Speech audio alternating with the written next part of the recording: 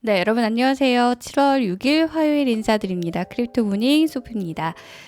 자, 오늘 시장 다시 하락으로 출발을 합니다. 현재 비트코인 46% 점유율 유지하면서 내림세 보이고 있고요. 그 밖에 이더리움 같은 다른 디지털 자산들도 하락세 속에서 거래가 되고 있습니다. 코인360 페이지 전반적으로 붉은 길을 감추기가 힘든 상황이고요.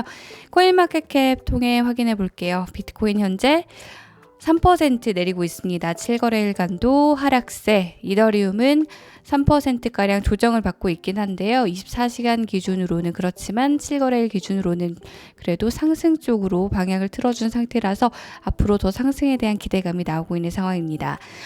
바이낸스 코인이나 카르다노, 리플도 비슷해요. 내림세 보이고 있지만 아직까지는 주간 기준으로는 상승세 유지하고 있는 모습입니다. 하지만 시가총액도 좀 줄어들고 있고 상승세가 뚜렷하지 않기 때문에 혼조세라고 표현하는 것도 뭐 나쁘지 않을 만큼 시장 지지부진합니다. 업비트에서 비트코인 현재 4천만 원 아래에서 거래되고 있습니다. 3,984만 원 선 유지되고 있고요. 그 밖에 이더리움도 261만 원 선에서 거래 이어나갑니다. 자, 이렇게 시장의 분위기 간략하게 살펴봤고요. 뉴스들 한번 짚어볼게요. 일단 비트코인이 36,000달러를 돌파할 수 있을 것인가에 대한 기대감 나오고 있는데요. 현재 34,000달러 선에서 유지가 되고 있는데 상대 강도 지수 RSI라는 지표를 통해 봤을 때는 이게 다시 한번 36,000달러까지 갈 수 있고 만약 그걸 이뤄낸다면 4만 달러까지도 오를 수 있다라는 분석 나오고 있습니다. 상대 강도 지수는 이게 내려갈수록 과매도 구간이고 올라갈수록 과매수인데 지금 과매수에서 약간 과매도 쪽으로 방향을 틀었던 상황이거든요. 그렇기 때문에 좀 상승 여지가 있지 않나 보는 그런 기사고요. 한번 지켜봐야겠습니다. 다음은 비트코인의 그 거래소의 공급을 기준으로 비트코인 가격을 좀 예측한 그런 기사인데요. 이것도 하나의 지표가 될 수는 있겠죠. 거래소들에서 보관되고 있는 비트코인이 줄어들고 거래소로 공급되는 양보다 개인 지갑으로 나가는 양이 더 많다는 그런 지표가 나오면서 이거 자체가 비트코인을 팔기 위해서 거래소로 넣는 게 아니라 따로 보관하고 있는 그런 모습이기 때문에 비트코인 상승에는 도움이 되지 않을까 그런 분석을 내리고 있는 기사입니다. 실제로 이런 흐름을 나타내면은 보통은 비트코인이 상승한다라는 그런 이야기도 나오고 있고요. 그리고 2020년 3월에 엄청나게 그 코로나 처음 딱 팬데믹이 발생했을 때 비트코인이 내렸었잖아요. 그때 굉장히 많은 거래소에 비트코인 유입이 있었다고 합니다. 그런 경우들을 봤을 때 지금은 나쁘지 않은 상황이다라는 그런 뉴스고요. 자, 바이낸스에서 좀 이슈가 있어요. 바클레이즈 은행이 바이낸스에서 신용카드, 직불카드 결제 지원을 중단을 했습니다. 오늘 아침 나온 소식인데요. 최근에 영국 FCA가 바이낸스를 향해 경고를 날렸었죠. 그리고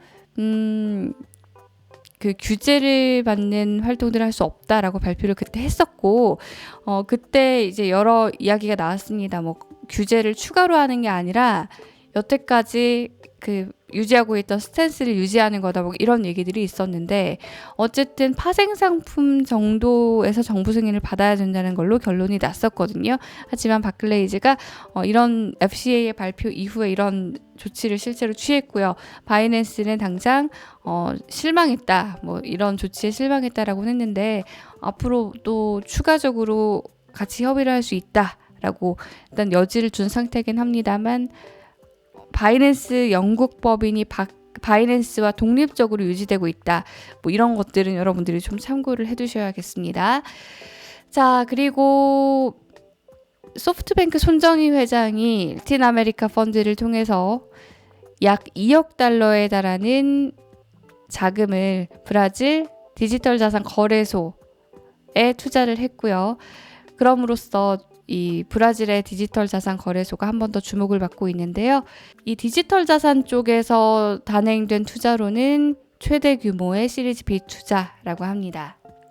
여기는 280만 명의 고객을 가지고 있고 1월부터 5월 사이 약 70만의 신규 계좌를 열었고요. 굉장히 많은 약 49억 달러 정도의 거래 대금을 기록을 했고 굉장히 지금 라틴 아메리카 쪽에서는 전도유망한 거래소로 평가를 받고 있는데요.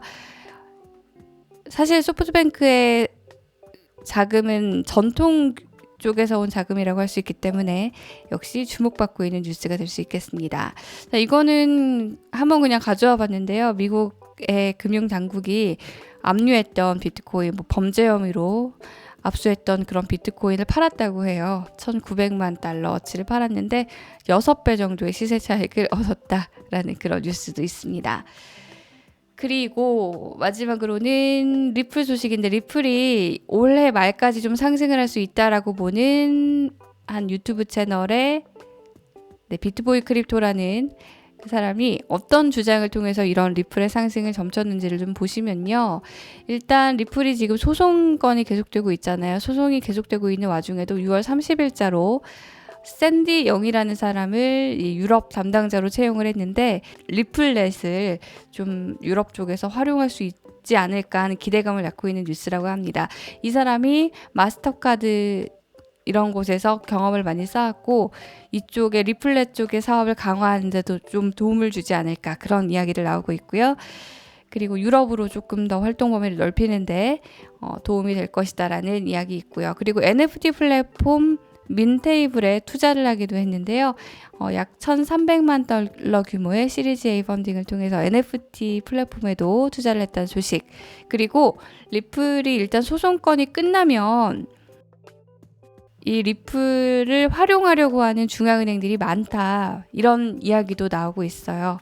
80%의 세계의 중앙은행들이 지금 현재 나와 있는 그런 퍼블릭 블록체인으로는 결제를 완벽하게 할 수 없다라는 한계에 부딪혀 있는 상황이기 때문에, 일단 소송건이 끝나면 많은 중앙은행들과 함께 조금 협업을 할 수 있지 않을까, 그런 이야기도 조심스럽게 나오고 있는 상황입니다. 리플의 소송건이 해결돼야만 일단 근데 조금 가능한 이야기겠죠.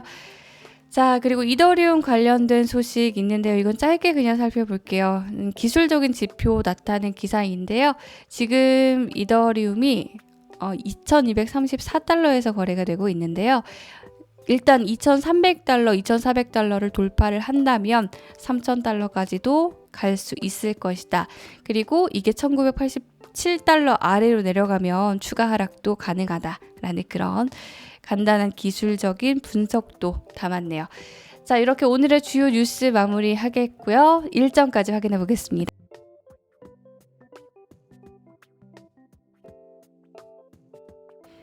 네, 화요일 뉴스는 여기서 마무리 짓도록 하겠고요. 오늘도 좋은 하루 보내시길 바랍니다. 저는 내일 다시 인사드릴게요. 고맙습니다.